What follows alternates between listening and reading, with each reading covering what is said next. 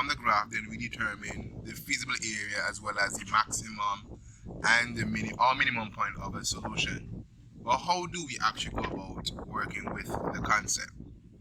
Now, when you're dealing your programming, the first thing that you do is that you have to define your variables. What do I mean by define your variables? You have x variables, you have x, and we have y. So we have to identify what we're talking about. X could be apples, y could be bananas.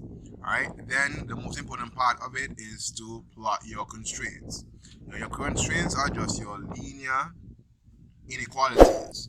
So you might see something like x plus 2y is less than 12.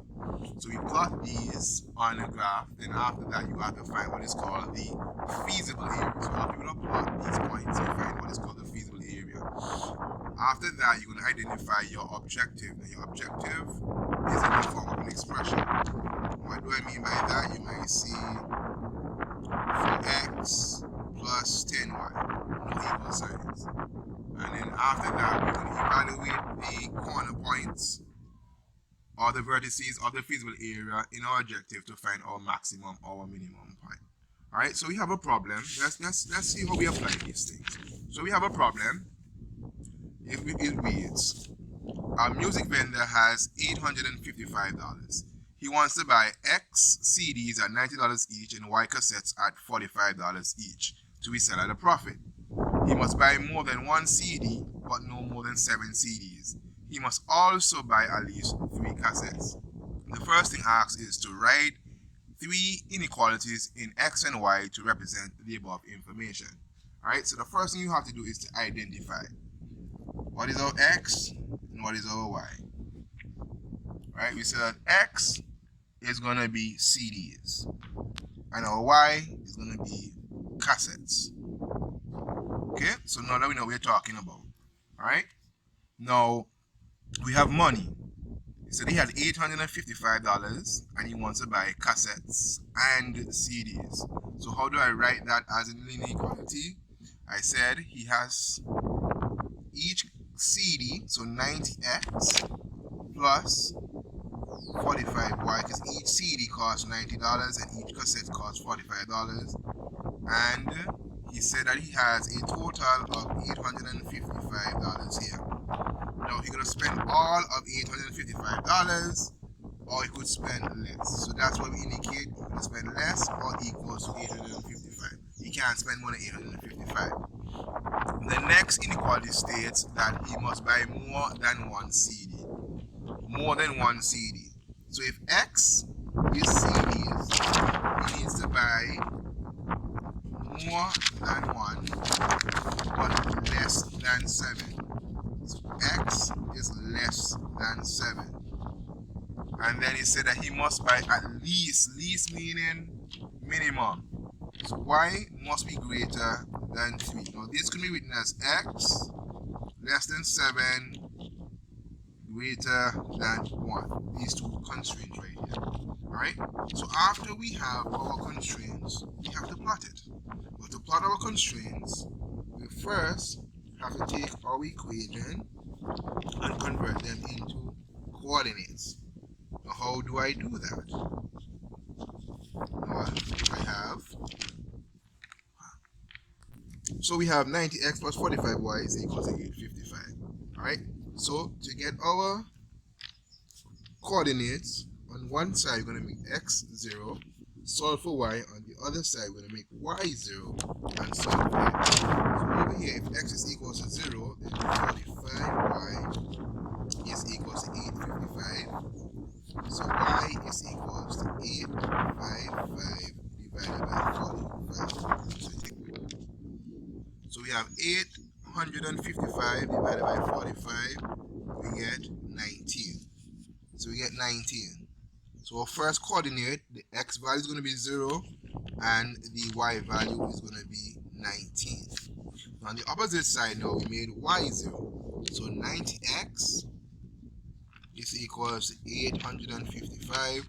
So x is equals to 855 divided by 90. 855 divided by 90, and that gives me 9.5. So on this side we have 9.5 and y is equals to 0. Alright, so remember that's my x value, that's my y value. So we need to take these constraints now that we have the coordinates for this equation, and take it to a graph. So stay tuned. Alright, so here we are with our graph.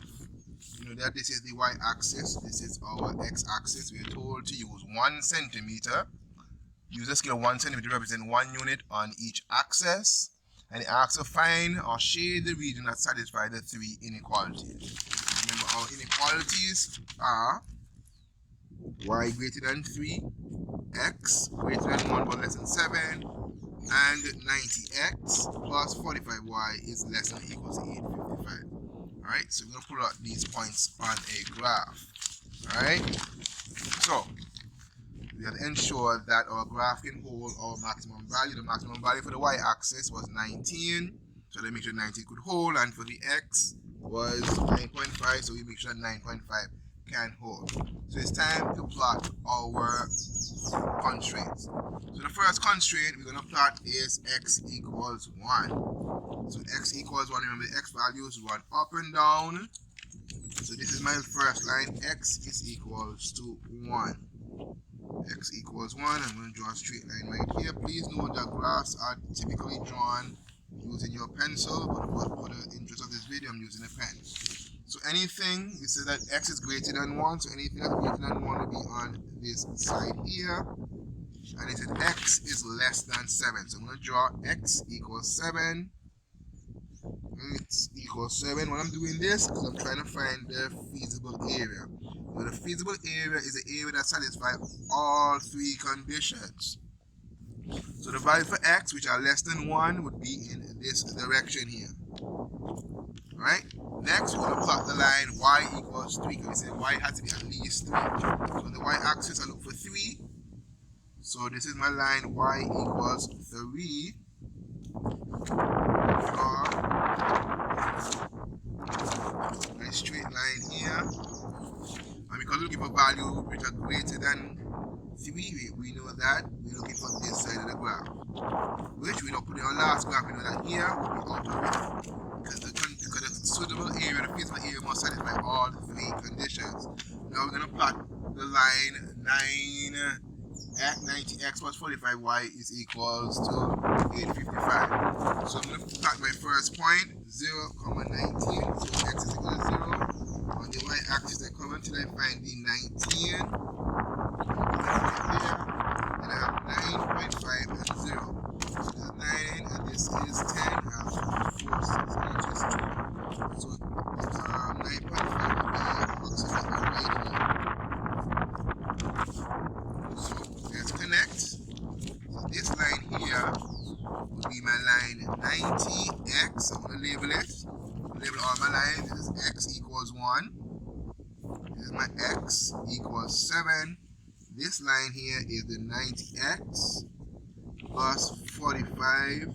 Y is less than or equals to 855. And this line right here is my y equals 3 line. Okay? So now I'm trying to find the feasible area. Remember, the feasible area is the area that satisfies all. You must satisfy all. So we know that if 90x plus 45 would be less, that this area over here would not be it. We have established that the area under here would not be sufficient. Because once it doesn't satisfy one, it can't satisfy all. So now we're back with now this portion and this portion here. You realize because we want x greater than 1, that this value here would not be it. So this right here, this triangle right here, would be the feasible area. So I'll take your pencil and I will shade this area. After the shade, that's my feasible area. Alright, so when I find the feasible area, these are called my corner points. So these are called my corner points. Right? What do I do with these corner points? Let's list the corner points first. First, remember this? Put up into coordinates. The first corner point is 1, 3. Next, I have 1, 17. 1, 17. Next I have 7,3, 7,3. I have 7,5, 7,5. That's my last corner point. Now what do I do with the corner point? Let's find out. Let's look back at our question. It says that the vendor makes a profit, so we're talking about profit here, of $20 on each CD and $8 on each cassette. Remember, CDs are represented by the X and cassettes are represented by the letter Y. So what we're doing here is we're creating our objective. So 20x plus 8y, this is our objective. This is our objective. Now it says determine the values of x and y would give the maximum profit, and hence determine the maximum profit. So how am I going to determine the maximum profit? I'm going to take the vertices or the corner points, or take the vertices of the feasible area, which are called your corner points, and we're going to substitute them into our objective and see which one gives us the greater value. So we go like this. You know, this is my x value, this is my y. So this becomes 20 times 1 plus 80 times 3. You know that 20 times 1 is 20, and 8 3s are 24. So here we get 44.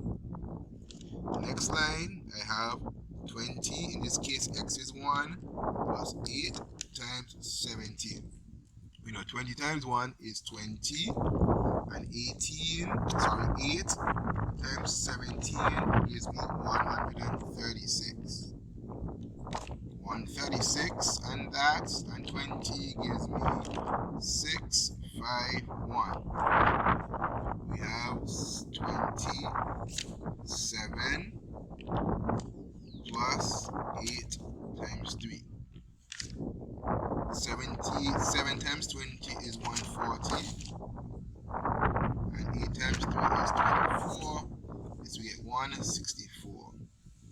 And the last one, 20 by 7 plus 8 times 5. 20 times 7, that's 140. And 8 times 5, which is 40. So we get 180. Alright, so 180 is my highest value, maximum value, which means that to get a profit, to maximize this profit, this person or this vendor would have to sell 7 CDs and 5 cassettes. Remember, when you do a linear programming, the first thing you do is identify your variables. You need to know what the X is talking about, what the Y is talking about. Then we convert our word problem into an equation, linear equation in linear inequality.